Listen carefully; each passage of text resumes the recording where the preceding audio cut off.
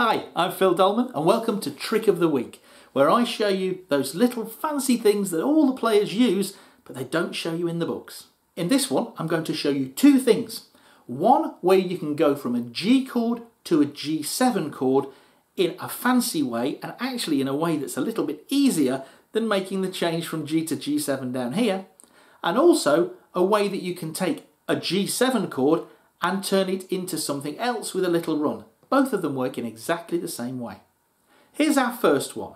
We're playing a G chord and we want to move to a G7. Well, if you're playing a G down here, you really have got to take all your fingers off to make that G7. Unless you start playing your G with those three fingers and then do that, but then that's still pretty tough to play a G without using this finger and using your little finger. It also doesn't sound particularly interesting when you compare it to this one. Here's the original way you do it.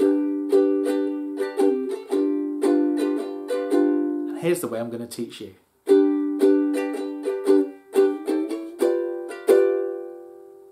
Sounds cool, doesn't it? This is what I'm doing. Here's your basic G chord shape. Now I'm not going to take any of my fingers off those strings. They're all already on the right string, so don't lift any of your fingers up. We're going to keep them more or less in the same shape. In fact, the only thing we need to do is stretch our ring finger 1 fret up. So this is how it goes. We start with our G, we slide the whole chord up 1 fret, and then our ring finger 1 fret further. So now my first two fingers are on the 3rd fret and my ring finger is on the 5th fret.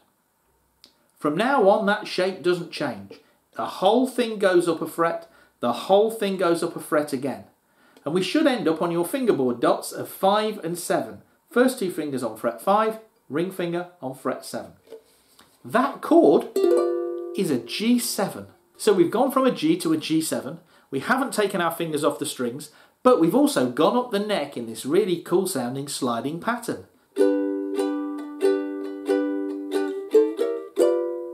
Now you can mess with the rhythm that you're doing. I'm going 1, 2 and 3 and 4 and 1 and 2 and 3 and 4 and...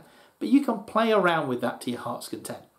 You can also miss out the slide if you don't want it and just play the G and then slide up silently to the 5th and 7th frets and just play that chord. So you could just go G, G7, like that, whichever one you prefer. Here's the variation on it where we're already on a G7. We're playing a G7 down here and we just want to add a little bit of interest. We can do almost exactly the same thing. We stay in that same G7 shape. Our fingers are not going to leave the strings, but we are going to stretch the shape out like we did before. So we kind of do it in reverse. We go up 1 fret, up another fret, and this last one we leave our index finger behind at the 3rd fret. I end up at the 3rd fret and the 5th fret. And that is also a G7. So we've not gone anywhere, but we've added some interest. I use this one a lot at the end of a line if I really want to milk it. I might get to the end of a verse and have a little pause before the next bit of the song comes in and go...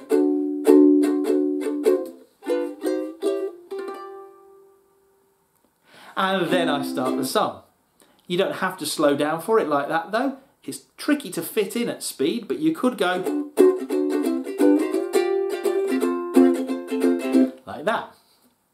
And like the last one, you can miss out the slides and just play the G7 in your first position down here and slide up to the 3rd and 5th frets. Don't take your fingers off, just slide them up and use that one as a complete alternative to it. Don't play that one at all, or divide up the bar 1, 2, 3, 4.